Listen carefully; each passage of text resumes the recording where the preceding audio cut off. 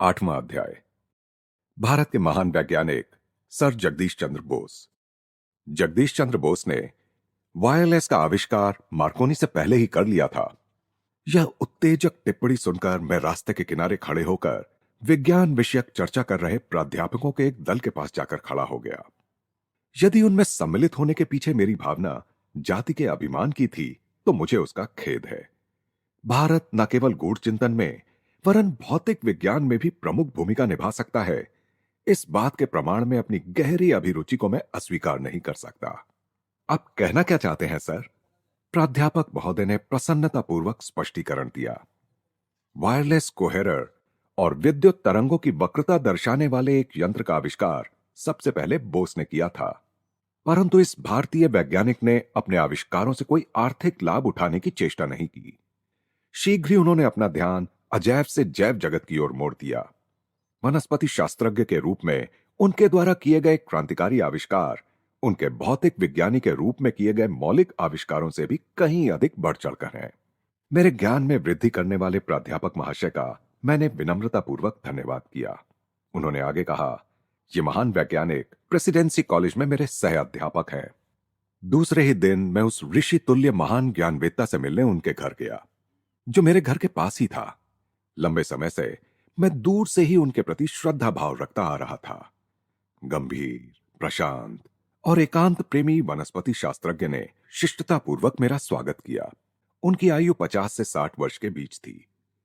वे घने केश, विस्तीर्ण ललाट तथा स्वप्निल नेत्रों के रूपवान व्यक्ति थे। उनका शरीर सुगठित था। बोलने में उनका विशुद्ध उच्चारण उनके शुरू से ही वैज्ञानिक स्वभाव को दर्शाता था। पश्चिम की वैज्ञानिक सोसाइटियों की सभाओं में भाग लेकर मैं हाल ही में वापस आया हूं। मेरे द्वारा आविष्कृत जीवन की अविभाज्य एकता दर्शाने वाले उपकरणों में उनके सदस्यों ने गहरी रुचि दिखाई। बोस क्रेस्कोग्राफ की परिवर्धन शक्ति यानी मैग्नीफाइंग पावर 1 करोड़ गुना है। माइक्रोस्कोप तो केवल कुछ सहस्त्र गुना ही परिवर्धन करता है। फिर भी उसने जीव विज्ञान को तीव्र गति प्रदान कर दी, जीव विज्ञान में प्राण फूंक दिए। क्रेस्कोग्राफ अगणित मार्ग खोलता है। सर, आपने विज्ञान की अमूर्त बाहों से पूर्व और पश्चिम के आलिंगनबद्ध होने की प्रक्रिया को तेज करने के लिए बहुत कुछ किया है। मेरी शिक्षा केम्ब्रिज में हुई। प्रयोगों के आधार पर ही किसी भी सिद्धांत की सूक्ष्म से सूक्ष्म जांच करने की पाश्चात्य पद्धति कितनी सराहनीय है। यह प्रयोग मूलक कार्य पद्धति मुझे अपनी पौर्वात्य विरासत में मिली आत्म परीक्षण की क्षमता के साथ जुड़कर और भी अधिक प्रभावी हो गई। इन दोनों के जोड़ ने मुझे दीर्घकाल से चले आ रहे प्रकृति जगत के मौन को तोड़ने में समर्थ बनाया। सारे भेद खोल देने वाले मेरे क्रेस्कोग्राफ के रेखा चित्र संदेह करने वाले किसी भी व्यक्ति के लिए यह प्रमाण है कि पेड़ पौधों में भी संवेदनशील स्नायु तंत्र होता है और उनका जीवन विभिन्न भावनाओं से युक्त भी होता है। प्रेम, घृणा, आनंद, भय, सुख, दुख, मूर्छा और अन्य उत्तेजनाओं के प्रति असंख्य प्रकार की प्रतिक्रियाओं की भावानुभूति जिस प्रकार सब प्राणियों को होती है, उसी प्रकार सब पेड़ पौधों को भी होती है। सर, आपके इस क्षेत्र में आगमन से पहले तो सारी सृष्टि में व्याप्त जीवन की अद्वितीय धड़कन एक कवि की कल्पना मात्र लगती होगी। एक संत को मैं कभी जानता था जो कभी कोई फूल नहीं तोड़ते थे। वे कहते थे, गुलाब के पौधे से मैं उसका सौंदर्याभिमान कैसे छीन लूं? अपनी उद्दंडता से उसे विवस्त्र करके उसके आत्मसम्मान को धक्का कैसे पहुंचाऊं? उनके उन सहानुभूतिपूर्ण शब्दों को आपके आविष्कारों ने अक्षरशः यथार्थ सिद्ध कर दिया है। कवि सत्य से अंतरंग होता है, जबकि वैज्ञानिक अजीबोगरीब ढंग से उस तक पहुंचने का प्रयास करता है। किसी दिन मेरी प्रयोगशाला में आकर क्रेस्कोग्राफ के असंदिग्ध प्रमाणों को देख लो। कृतज्ञतापूर्वक मैंने आमंत्रण स्वीकार कर उनसे विदा ली। बाद में मैंने सुना कि उन्होंने प्रेसिडेंसी कॉलेज छोड़ दिया है और अब वे कोलकाता में एक अनुसंधान केंद्र स्थापित करने की योजना बना रहे हैं। जब बोस इंस्टीट्यूट का उद्घाटन हुआ तब मैं उस उद्घाटन समारोह में उपस्थित था। सैकड़ों उत्साही लोग संस्थान के परिसर में इधर से उधर घूम रहे थे। विज्ञान के इस नए पीठ की कलात्मकता और आध्यात्मिक प्रतीकात्मकता को देखकर मैं मुग्ध हो गया। उसका प्रवेश द्वार सुदूर स्थित किसी प्राचीन मंदिर का अवशेष है। कमल पुष्पों से भरे एक जलकुंड के पीछे स्थित मशालधारी स्त्री मूर्ति नारी के लिए अमर प्रकाशदात्री के रूप में भारत के आदर को सूचित करती है। एक उद्यान में अगोचर ब्रह्म को समर्पित एक छोटा सा मंदिर है। मंदिर में मूर्ति विहीन रिक्त स्थान ईश्वर की निराकारता को सूचित करता है। इस उद्घाटन के महान अवसर पर सर जगदीश चंद्र बोस का भाषण ऐसा लग रहा था मानो वह सीधे किसी अंतः प्रेरित प्राचीन ऋषि के मुख से निःसृत हो रहा हो। इस संस्था को मैं आज केवल एक प्रयोगशाला के रूप में नहीं वरन एक मंदिर के रूप में समर्पित करता हूं। उनकी आदरणीय महानता खचाखच भरे सभागृह पर एक अदृश्य चादर के समान छा गई। उन्होंने आगे कहा, अपनी खोज में मैं कब पदार्थ विज्ञान और प्रकृति विज्ञान के सीमा क्षेत्र में पहुंच गया मुझे पता ही नहीं चला। उस समय मेरा आश्चर्य बढ़ता ही गया जब मैंने देखा कि सजीव जगत और निर्जीव जगत के बीच की सीमा रेखाएं मिटती जा रही हैं और स्पर्श बिंदु उभरते जा रहे हैं। मैंने देखा कि निर्जीव जगत निष्क्रिय नहीं था, वह तो असंख्य शक्तियों के प्रभाव में पुलकित हो रहा था। सब में एक समान प्रतिक्रिया, धातु, वनस्पति और प्राणी को एक ही सामान्य नियम में बांधती प्रतीत हुई। वे सब थकान और खिन्नता के तत्वतः एक समान लक्षण प्रदर्शित करते थे, जिनमें पुनः तरोताजा और हर्षोत्फुल्ल होने की संभावनाएं बनी रहती थीं। मृत्यु के साथ जुड़ी हुई स्थायी प्रतिक्रियाहीनता के प्रदर्शन में भी सब एक समान थे। इस विराट सामान्यत्व से विस्मय विभोर होकर मैंने बहुत बड़ी आशा के साथ अपने प्रयोगों के परिणामों को रॉयल सोसाइटी के समक्ष रखा, परंतु वहां उपस्थित प्रकृति वैज्ञानिकों ने मुझे उनके लिए सुरक्षित क्षेत्रों पर अतिक्रमण करने के बदले उस पदार्थ विज्ञान के क्षेत्र तक ही अपने अनुसंधान को सीमित रखने की सलाह दी जिसमें मेरी सफलता का भरोसा था। मैंने अनजाने में एक अपरिचित जाति व्यवस्था के क्षेत्र में घुसकर उसके शिष्टाचार का उल्लंघन कर दिया था। वहां अनजाने में एक धर्मशास्त्रीय पूर्वाग्रह भी कार्यरत था, जो अज्ञान को भी धर्म के समान प्रश्नातीत मानता है। यह प्रायः भुला दिया जाता है कि जिस परम सत्ता ने हमें चारों ओर से सृष्टि के इस नित्य बढ़ते ही जाते रहस्य से घेर रखा है, उसी ने प्रश्न करने और समझने की इच्छा भी हम में प्रतिष्ठापित कर दी है। अनेक वर्षों तक लोगों की गलतफहमियों का शिकार बनते रहने से एक बात मेरी समझ में आ गई कि विज्ञान के उपासक का जीवन अनिवार्य रूप से अनंत संघर्ष से भरा होता है। लाभ और हानि, सफलता और विफलता को एक समान मानते हुए उसे अपना जीवन प्रेम श्रद्धा युक्त अर्घ्य के रूप में अर्पण करना पड़ता है। कालांतर में विश्व की प्रमुख वैज्ञानिक सोसाइटियों ने मेरे सिद्धांतों और निष्कर्षों को स्वीकार करके विज्ञान में भारत के योगदान को मान्य किया। जो कुछ भी छोटा या सीमित हो, वह क्या भारत के मन को कभी तृप्त कर सकता है? एक अखंड जीवंत परंपरा और पुनर्यौवन प्राप्त करने की एक जीवनप्रद शक्ति के द्वारा इस भूमि ने अगणित परिवर्तनों में बार बार अपना कायाकल्प किया है। भारत में सदा ही ऐसे लोग उत्पन्न होते आए हैं जिन्होंने समय के तात्कालिक और मोहक पुरस्कार को ठुकराकर जीवन के सर्वोच्च अभीष्टों को पाने का प्रयास किया है। अकर्मण्य परित्याग द्वारा नहीं, वरन कर्मठ कठोर संघर्ष द्वारा। संघर्ष को अस्वीकार करने वाले दुर्बल के पास कुछ प्राप्त न कर पाने के कारण त्यागने के लिए भी कुछ नहीं होता।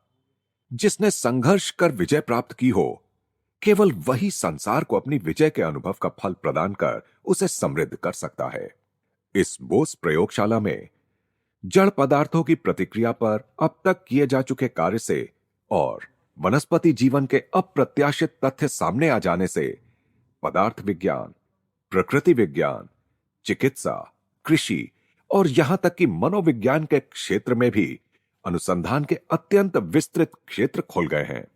जिन उलझनों के बारे में अब तक यह माना जाता था कि उन्हें सुलझाया नहीं जा सकता, वे भी अब प्रयोगात्मक अन्वेषण के कार्य क्षेत्र में आ गई हैं। परंतु कठोर सटीकता के बिना उच्च सफलता नहीं मिल सकती। इसीलिए प्रवेश कक्ष में अपने अपने केस में रखे गए मेरे द्वारा आविष्कृत अति संवेदनशील उपकरणों और वैज्ञानिक यंत्रों की लंबी लंबी कतारें लगी हैं।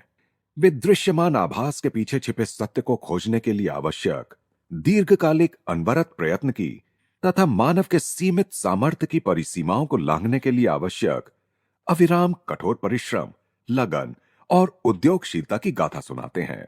सभी आविष्कारक वैज्ञानिक जानते हैं कि वास्तविक प्रयोगशाला तो मन है, जहां वे माया के पर्दे के पीछे छिपे सत्य के नियमों को खोज निकालते हैं। यहां जो व्याख्यान दिए जाएंगे वे किसी दूसरे से प्राप्त ज्ञान की पुनरावृत्ति मात्र नहीं होंगे। उनमें इन कक्षों में प्रथम बार सिद्ध किए गए नए आविष्कारों का ज्ञान दिया जाएगा। इस संस्था के कार्य विवरण के नियमित प्रकाशनों द्वारा भारत के योगदान समस्त विश्व में पहुंच जाएंगे। वे सार्वजनिक संपत्ति बन जाएंगे। कभी भी किसी भी बात का पेटेंट नहीं लिया जाएगा। हमारी राष्ट्रीय संस्कृति का सार ही यह है कि हमें ज्ञान का प्रयोग केवल अपने लाभ के लिए करने की संस्कृतिहीनता से सदैव दूर रहना चाहिए। मेरी यह भी इच्छा है कि इस संस्था की सुविधाएं जहां तक संभव हो सके सभी देशों के अनुसंधानकर्ताओं के लिए उपलब्ध हों। इसमें मैं अपने देश की परंपराओं को आगे चलाने का प्रयास कर रहा हूं। 25 शताब्दियों पूर्व भी भारत नालंदा और तक्षशिला के अपने प्राचीन विश्वविद्यालयों में विश्व के सभी हिस्सों से आते छात्रों को ज्ञान प्राप्ति की सुविधा उपलब्ध कराता था। विज्ञान ना तो पूर्व का है न पश्चिम का, बल्कि अपनी सार्वलौकिकता के कारण वह सब देशों का है।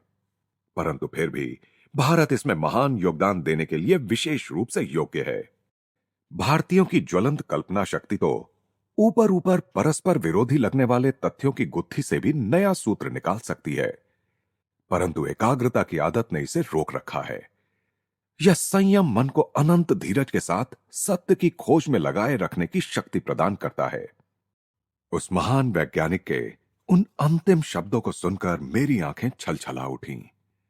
यह धीरज ही क्या सचमुच भारत का पर्यायवाची शब्द नहीं बन गया है, जिसने काल और इतिहासकार दोनों को ही समान रूप से अचंभित कर रखा है।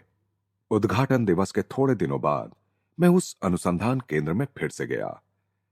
उस महान वनस्पति शास्त्रज्ञ को अपने वचन का स्मरण था। वे मुझे अपनी शांत प्रयोगशाला में ले गए। अब मैं इस फर्न के पौधे पर क्रेस्कोग्राफ लगाता हूं। इसकी गतिविधियों का अनेक गुना परिवर्धित चित्र उभरेगा। इसी मात्रा में यदि घोंगे की रेंगने की क्रिया को परिवर्धित किया जाए तो घोंगा एक्सप्रेस ट्रेन की गति से चलता दिखाई देगा।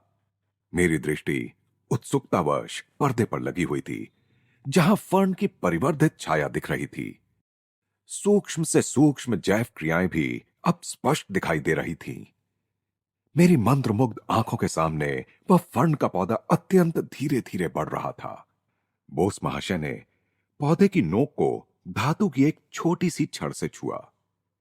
पर्दे पर चल रहा मूक नृत्य हठात रुक गया और छड़ हटाते ही उसकी लयबद्ध थिरक पुनः शुरू हो गई। बोस महाशय ने कहा, तुमने देखा कैसे तनिक सा भी बाह्य हस्तक्षेप संवेदनशील ऊतकों के लिए बाधक है। अब देखो, मैं इसे क्लोरोफॉर्म दूंगा और फिर इसका प्रभाव नष्ट करने वाली औषधि भी। क्लोरोफॉर्म के प्रभाव ने विकास को पूर्णतः रोक दिया। उसका प्रभाव नष्ट करने वाली औषधि ने उसे पुनः शुरू कर दिया। पर्दे पर दिखने वाले विकास के संकेतों ने मुझे किसी सिनेमा के कथानक से भी अधिक तन्मयता के साथ जकड़ रखा था। बोस महाशय ने, जो कि यहां खलनायक की भूमिका में थे, उस फर्न के एक हिस्से में एक तीक्ष्ण औजार घुसा दिया। आकस्मिक फड़फड़ाहट ने दर्द का संकेत दिया। जब उन्होंने पौधे के तने को ब्लेड से अंशतः काट दिया, तब छाया में तीव्र छटपटाहट दिखाई दी। फिर मृत्यु की अंतिम स्तब्धता में वह शांत हो गई। एक विशाल वृक्ष को पहले क्लोरोफॉर्म देकर फिर उसका स्थानांतरण करने में मैंने सफलता प्राप्त कर ली है। साधारणतया वनों के ये राजा स्थानांतरित करने के कुछ ही दिन बाद मर जाते हैं। उस जीवन रक्षक युक्ति कौशल का वर्णन करते हुए बोस महाशय अत्यंत प्रसन्नता के साथ मुस्कुरा रहे थे। मेरे सूक्ष्मग्राही यंत्रों के रेखा चित्रों ने सिद्ध कर दिया है कि पेड़ पौधों में रस संचार प्रणाली होती है। प्राणियों में जैसे रक्त संचार होता है, वैसे ही पेड़ पौधों में रस संचार होता है।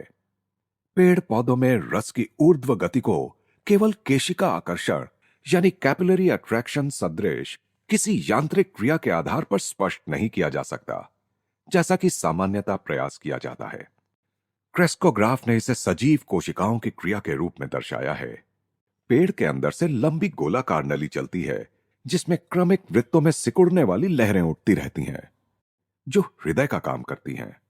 हम जितनी ही अधिक गहराई में जाकर देखेंगे उतनी ही अधिक स्पष्टता से इस सत्य का प्रमाण मिलता जाता है कि इस बहुविध प्रकृति का प्रत्येक रूप एक ही सूत्र में बंधा है। बोस महाशय ने एक अन्य बोस यंत्र की ओर इशारा किया। मैं तुम्हें टिन के एक टुकड़े पर कुछ प्रयोग दिखाता हूं। धातुओं की प्राण शक्ति उत्तेजना के प्रभाव में अनुकूल या प्रतिकूल प्रतिक्रिया दिखाती है। स्याही के निशान विभिन्न प्रतिक्रियाओं को चिन्हांकित करेंगे। मैं तल्लीन होकर आणविक संरचना की लक्षण स्वरूप तरंगों को अंकित करने वाले रेखाचित्र अर्थात ग्राफ को देखने लगा। जब प्रोफेसर साहब ने टिन को क्लोरोफॉर्म लगाया तब कंपन लेखन थम गया। जब धीरे धीरे उस टिन की सामान्य अवस्था लौट आई तब वह पुनः शुरू हो गया। अब बोस महाशय ने एक विषैला रसायन लगाया। टिन के छटपटाते छोर के साथ साथ सुई ने अद्भुत रूप से रेखा चित्र पर मृत्यु की सूचना अंकित कर दी। वैज्ञानिक महोदय ने कहा, बोस यंत्रों ने प्रदर्शित कर दिया है कि कैंची और मशीनरी में प्रयुक्त इस्पात सदृश धातु भी थकते हैं और बीच बीच में विश्राम मिलने से उनमें पुनः ताजगी और कार्य क्षमता आ जाती है। विद्युत प्रवाह या अति भारी दबाव से धातुओं में जीवन की धड़कन को गंभीर क्षति पहुंचती है या वह धड़कन सदा के लिए रुक भी सकती है। उस कक्ष में चारों ओर रखे अथक प्रतिभा के मुखर प्रतीक असंख्य आविष्कारों पर मैंने दृष्टि दौड़ाई। सर, यह दुख की बात है कि आपके अद्भुत यंत्रों का पूर्ण लाभ उठाकर बड़े पैमाने पर कृषि विकास को गति नहीं दी जा रही है। इनमें से कुछ यंत्रों को त्वरित प्रयोगों में प्रयुक्त करके खाद के विभिन्न प्रकारों का पौधों पर क्या प्रभाव पड़ता है, यह देखना क्या सहज संभव नहीं हो सकता? तुम ठीक कह रहे हो। भावी पीढ़ियां बोस यंत्रों को अगणित प्रकारों से प्रयोग में लाएंगी। वैज्ञानिक को उसके परिश्रम का तत्काल पुरस्कार कदाचित ही मिलता है।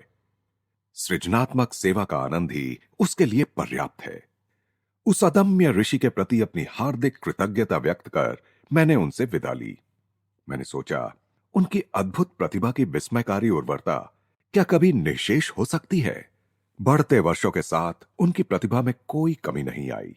रेजोनेंट कार्डियोग्राफ नामक एक जटिल यंत्र का आविष्कार करने के बाद बोस महाशय असंख्य भारतीय पेड़ पौधों के विस्तृत अनुसंधान में लग गए। किसी को कल्पना भी नहीं थी ऐसी ऐसी उपयुक्त औषधियों की एक विराट भेषज तालिका तैयार हो गई। कार्डियोग्राफ ऐसी अचूक सटीकता के साथ तैयार किया गया है कि उससे 1 सेकंड का शतांश तक रेखा चित्र में अंकित हो जाता है। पेड़ पौधे, प्राणी एवं मानव शरीर की संरचना के सूक्ष्म से सूक्ष्म स्पंदन भी यह कार्डियोग्राफ अंकित कर लेता है। उस महान वनस्पति शास्त्रज्ञ ने भविष्यवाणी की कि चिकित्सकीय अनुसंधान के लिए प्राणियों के अंग विच्छेद की आवश्यकता नहीं रहेगी। कार्डियोग्राफ के प्रयोग से पेड़ पौधों के अंग विच्छेद से ही काम चल जाएगा। उन्होंने स्पष्ट किया कि किसी औषधि के पौधे और प्राणी पर एक साथ किए गए प्रयोग के परिणामों के अंकन से साफ पता चलता है कि उन दोनों पर उस औषधि के प्रभाव में आश्चर्यजनक समानता है। मनुष्य में जो कुछ भी है उस सब का पूर्वाभास पेड़ पौधों में विद्यमान है। वनस्पति जगत पर प्रयोग प्राणियों और मानवों की यातना को कम करने में योगदान देंगे। कई वर्षों के बाद बोस महाशय के पथ प्रदर्शक वनस्पति आविष्कारों की अन्य वैज्ञानिकों द्वारा पुष्टि की गई। कोलंबिया यूनिवर्सिटी में 1938 में किए गए शोध कार्य की रिपोर्ट द न्यूयॉर्क टाइम्स में निम्नलिखित रूप में प्रकाशित हुई थी। गत कतिपय वर्षों में यह निर्धारित हो चुका है कि जब मस्तिष्क और शरीर के अन्य हिस्सों के बीच तंत्रिकाएं यानी नर्व्स संदेश वहन करती हैं, तब छोटी छोटी विद्युत तरंगें निर्मित होती हैं। इन विद्युत तरंगों को सूक्ष्मग्राही गैल्वेनोमीटर से मापा गया और आधुनिक परिवर्धनकारी यंत्रों से इनका लाखों गुना परिवर्धन किया गया। मानव या जीवित प्राणियों के तंत्रिका तंतुओं यानी नर्व फाइबर्स में प्रवाहित होने वाली इन तरंगों का अध्ययन करने का कोई संतोषजनक तरीका इनकी अत्यंत तीव्र गति के कारण अब तक ढूंढा नहीं जा सका था। डॉक्टर के स्कोल और डॉक्टर एच.जे. कर्टिस ने यह जानकारी दी कि उन्होंने इस बात को खोज निकाला है कि साधारणतया घरों में मछली पात्र में डाला जाने वाला जो मीठे पानी में जीने वाला पौधा होता है, जिसे निटेला कहते हैं, और जिसमें एक ही लंबी कोशिका होती है, उसकी कोशिका में और तंत्री तंतु की कोशिकाओं में पूर्ण समानता है, कोई भी भिन्नता नहीं है। इसके अतिरिक्त उन्होंने यह भी पाया कि निटेला पौधे के तंतुओं को उत्तेजित किए जाने पर वे विद्युत तरंगे निर्माण करते हैं जो केवल गति को छोड़कर अन्य सब दृष्टियों से प्राणी और मानव के तंत्री तंतुओं में निर्माण होने वाली विद्युत तरंगों के समान ही होती हैं। इस पौधे के तंतुओं की विद्युत तरंगें प्राणियों के तंतुओं की विद्युत तरंगों से कहीं धीमे चलती देखी गईं। इसलिए तंत्रिकाओं में प्रवाहित होने वाली विद्युत तरंगों के प्रवाह के मंदगति चलचित्र यानी स्लो मोशन पिक्चर्स लेने के लिए कोलंबिया यूनिवर्सिटी के अनुसंधानकर्ताओं ने इस आविष्कार को तुरंत उपयोग में लाया। इस प्रकार निटेला पौधा मन और स्थूल जगत के सीमा क्षेत्र के गुप्त रहस्यों की गूढ़ लिपि का अर्थ जानने में एक प्रकार से रोजेटा पत्थर की भूमिका अदा कर सकता है। कविवर रविंद्रनाथ टैगोर भारत के इस आदर्शवादी वैज्ञानिक के अंतरंग मित्र थे। उन्हें संबोधित कर कविवर ने निम्नलिखित पंक्तियां लिखी थीं। हे तपस्वी, डाको तुमी साम मंत्रे जलद गर्जने, उत्तिष्ठत निबोधत डाको शास्त्र अभिमानी जने, पांडित्येर पंडतर्क हते, सुबृहत विश्वतले, डाको मूड दाम्भिकेरे, डाक दाओ तब शिष्य दले, एकत्रे दांडाक तारा, तब होम हुताग्नि घिरिया, बार बार ए भारत आप नाते आसूक फिरिया, निष्ठाए श्रद्धाए ध्याने बसूक से अप्रमत्त चित्ते, लोभहीन द्वंद्वहीन शुद्ध शांत गुरूर वेदिते। हे तपस्वी, साम मंत्रों की जलद गंभीर गर्जना से पुकारो, उठो, जागो, शास्त्राभिमानी जनों और कुतर्कों से आहत बुद्धि पंडितों को पुकारो और उन्हें बेकार तर्कों का त्याग करने को कहो। उन मूढ़ दंभियों को इस सुविस्तृत संसार में आने की प्रेरणा दो। अपने शिष्यों का भी आह्वान करो कि वे कर्तव्य रूपी यज्ञ वेदी के चारों ओर एकत्र हों, जिससे हमारा भारत, हमारा प्राचीन देश अपने सच्चे स्वरूप को पुनः प्राप्त करे और कर्तव्य निष्ठा, श्रद्धा और ध्यान में अविचलित रहकर लोभहीन, द्वंद्वहीन, शुद्ध और शांत बनकर विश्व गुरु के आसन पर एक बार फिर अधिष्ठित हो।